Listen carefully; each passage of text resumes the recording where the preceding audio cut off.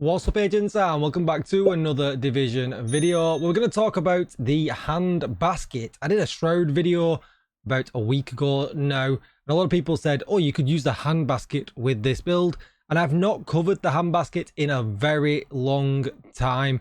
I think it's been about a year since it came out. I think it was around Easter it came out last year, and I've never really covered it. And we've got a lot of new things in the game since then. We've got things like the Overdogs gloves, turmoils, and things like that. And I thought, can we make a really easy kind of CP farming build with this gun? As it is really easy to use, it just suffers from that kind of SVD type feeling where it's just a little bit underwhelming when you can just blast nowadays with an assault rifle or with an LMG. So let's talk about options and what we can do with this build. So as of right now, you can see here, if we're going to be cheesy, because we're talking about a build where we want to ease of farm on a CP, we're hitting for 21.1 is where we kind of top out here with this build. And that's kind of one shot, and that is it. And that's the build that we are running here. Different than what we used previously. I did want to make the video a little bit different, but I did also want to showcase that actually the Ninja Bike, with all of its flaws, can actually work very well with a marksman rifle build. But we've got a few issues here at this point when we flip in the turmoils. And essentially we want to have the turmoils in because we want to do 2 for 1 when it comes to damage, making farming even easier, right? That's the aim of this. Now, this is still going to work pretty great, but at this point I feel like it's not quite optimized. So we are going to struggle a little bit more with an elite until we get going, as you can see there. And I feel like we might have the potential to never really get going. We've dropped too much damage at that point. We would have to go like this, kill some weaker type enemies to get to that one tap. And that's kind of disappointing at that point. So what can we change to make this better? Well, actually, we can drop out the Heraldi at this point because we've lost the ability at that point.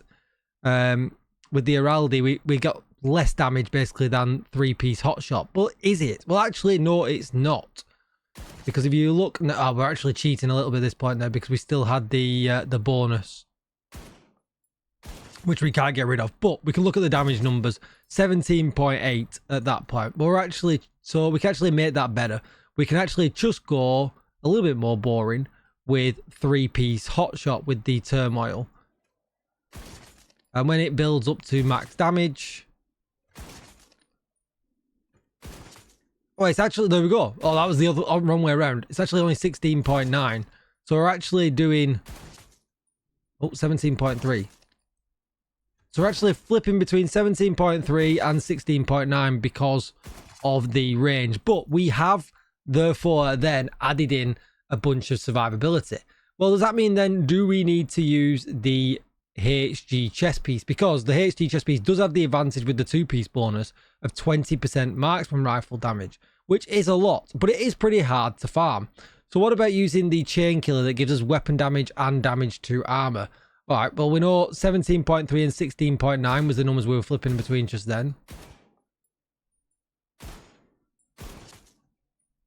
And let's just get it rolling. One more. So yeah, much less damage now at this point. You know, we're kind of looking at that 17.3 mark. So unfortunately, it does make it that this build is significantly better with the HG chest, which is pretty unicorn to get hold of. Essentially, though, what you want to farm is headhunter, headshot damage, and weapon damage. You can't get weapon damage here. It will always be blue. So essentially, you're looking for the piece that has headshot damage and headhunter.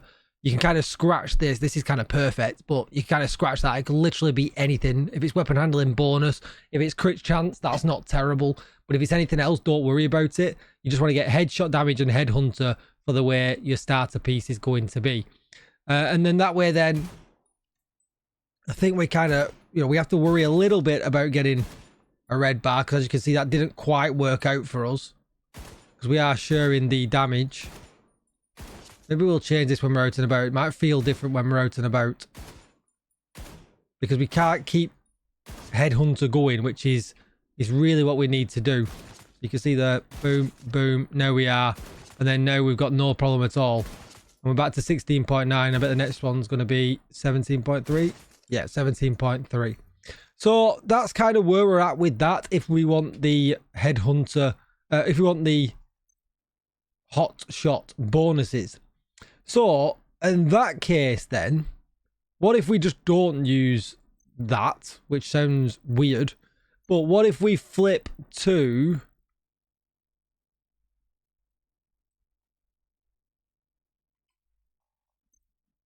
we go Overdogs, because we know Overdogs push really hard, and go something like this. Two-piece hot shot is still very, very good. 13% marksman rifle damage.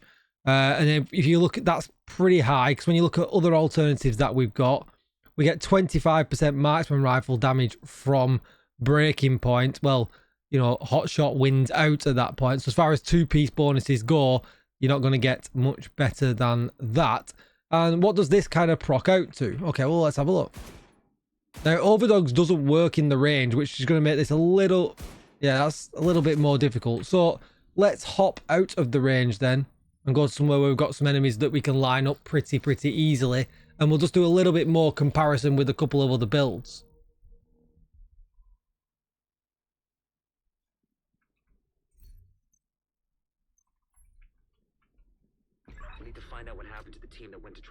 And I'll go through the build in much more detail when we get to the end.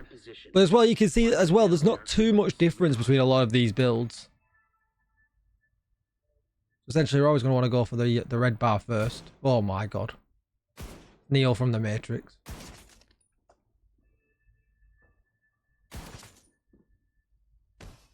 What is he? Oh, he's just killed himself. Oh, yeah. Turmoils. So we're at 16.9, 26 crit there. 26. So 26.4 on a red bar. Here comes our elite now, hopefully. So it's 26 and 27, and then this elite, please.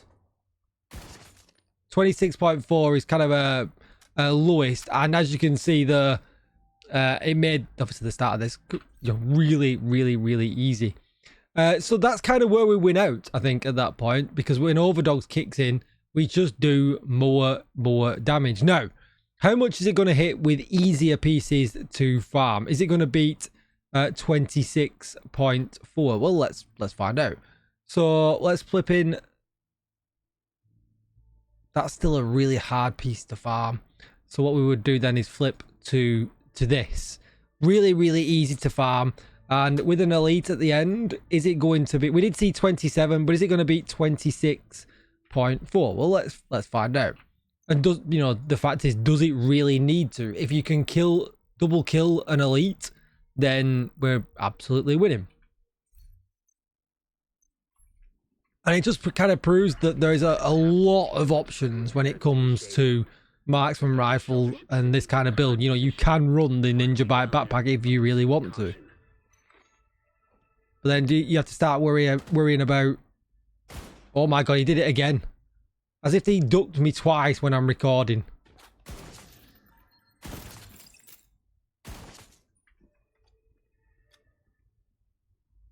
Come on, boys. So we're at 25 there. We'll wait till we get the elite. Here he is. And... Oh, he drops us an elite. He drops us an elite. An exotic. That's very nice of him. So it is slightly less damage, but it's 25 and it is still one popping, which is, yeah, you know, that oh, rugged, thank you. Which is basically the purpose of the build. You know, that's exactly what we want to see. So let's then just go back one step. We'll put the breaking points back on.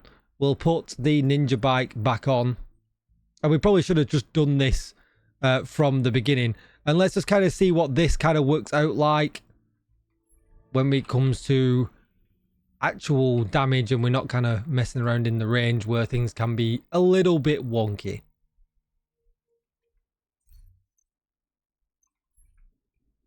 Just make sure we're happy with that. Mods in everywhere. It would be The HG chest, actually, that's going to give us more because of the 2-piece bonus that it comes with it. We need to find out what happened to the team. All right, let's see if he's like Neo from the Matrix this time around. Where is he?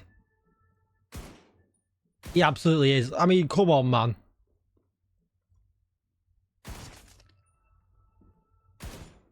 Oh, see, I know we've got problems stacking. Immediate medical assistance needed. We've got problems stacking, which is not good. This is not...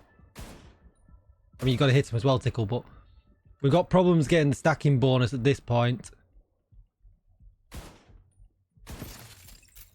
No, we're going. Are we okay?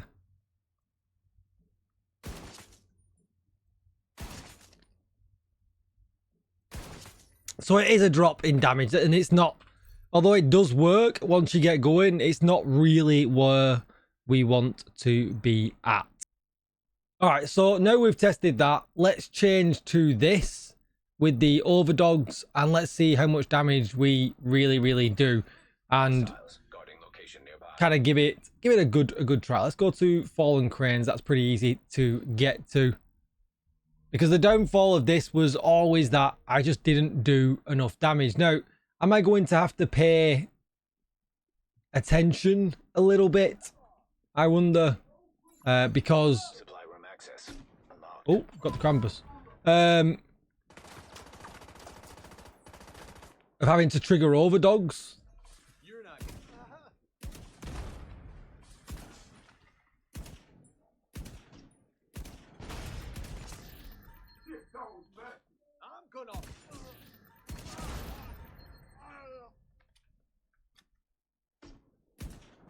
Yeah. Alright, Mr. Nader. I see you. Let me hide for a minute. Where is he? I mean, at this point, I'm just doing this, right?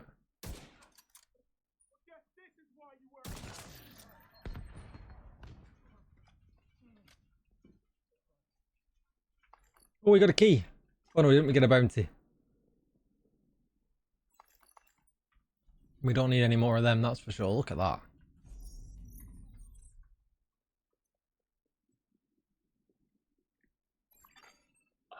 So let's do Fallen Cranes here.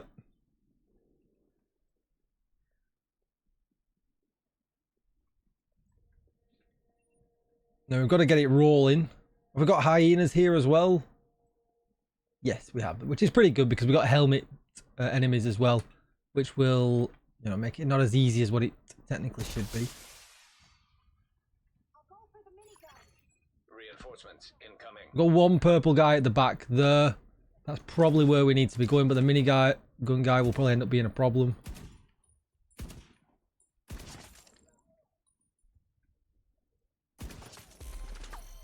So straight away, we've done pretty well with the getting the damage going.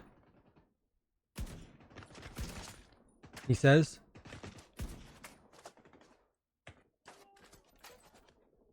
We use the decoy. Hopefully that killed the other... Oh, no, I didn't. There he is. Get rid of them.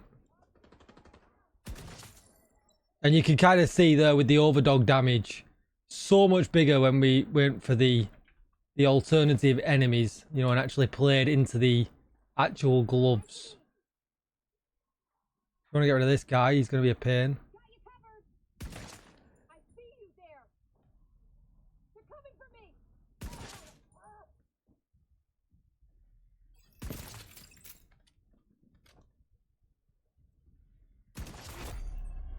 A decent there's a whole lot of things going on here now all of a sudden.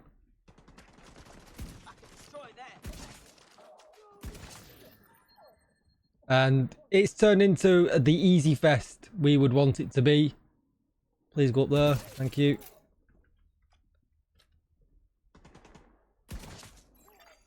Incoming hostiles detected. Where are they? Here we are. And it makes it makes a good point, you see, there, because they're elites. And if you kill them in the right order, as I did them, we didn't have to worry about helmets either.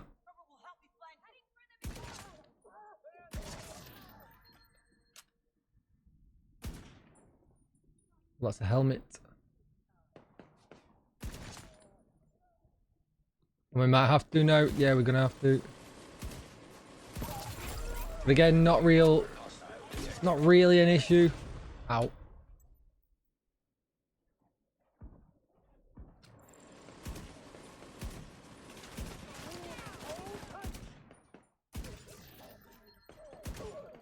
I do kind of like when you hear the enemies dying around you. You've not even really done anything. Where's he going? So, I mean, it's not the greatest at super long range.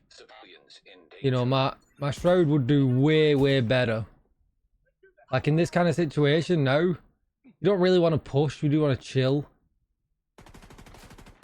Agent, we need you to stabilize downtown west. Yes, sir.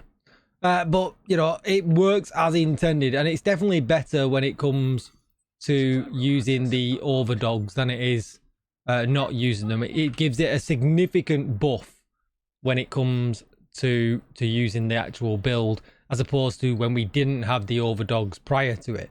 Now, would I use it? I'd probably just use an M700 instead. Yeah, okay, it is a bit easier. It fires a bit faster. It has more in the mag. Them things are all great. Does it hit enough? Yes, most of the time. But I never have to worry with an M700. You know, if I probably got one on me because that's what I generally would use. Yeah, my M700 carbon there, I would just use that instead. The extra little bit of damage, I know it doesn't look like too much, but it actually makes a significant difference. They're close, but yeah, not quite there. And especially if you've not got these two pieces, you're dropping it even a little bit more and it might just become that little bit more difficult to run. So anyway though, 224% headshot damage, which is nice. When we're looking at the gun, we've got headshot magazine on the rounds, stability and stability again, because that's the one thing that it does kind of lack, the stability, so we pump that way up. Then we've got determined shrouds, quick step, because that is now standard in absolutely every build. We've got the Overdogs. We've got hot shot with headshot damage rolled on and a headshot mod. We've got the hot shot with headshot damage on the holster. Turmoils are the turmoils, not much you can do about that. And then we've got the HG chest here. What you really do need is headhunter and headshot damage, then you can roll the weapon damage on at the top. But like I said, a chain killer will be okay here as well. Weapon handling is definitely not needed. This could be absolutely anything, and that might be a little bit easier for you to farm. Same goes with the backpack. You could go not vigilance, you could go unstoppable force, so you don't have to worry about losing, but then you've got a little bit more of a stacking issue if you lose the weapon damage bonus. Headshot. Again, you just want one with headshots and vigilance, then you can roll the weapon damage on. The weapon handling is just an extra bonus if you want it. You're going to look at this build with the Shroud. You can see the Shroud has a whopping 259% headshot damage, which would be better if you ask me. Or if you wanted to look at it with my M700 carbon, which I've got headshot. I've got crit chance here because I don't feel like I ever need any extra stability or accuracy bonuses with it. And I've got crit chance there again, as like exactly what I've just said with the 5 rounds. We are at 224%. But nonetheless, the Handbasket does work, and I understand why people do use it. It's just not one of my favourite guns. That's going to be it for the video. Thank you for watching. As always, agents, don't forget to hit that subscribe button. Help me out. Let's get to that 40k, and I will see you in the next one. Bye-bye.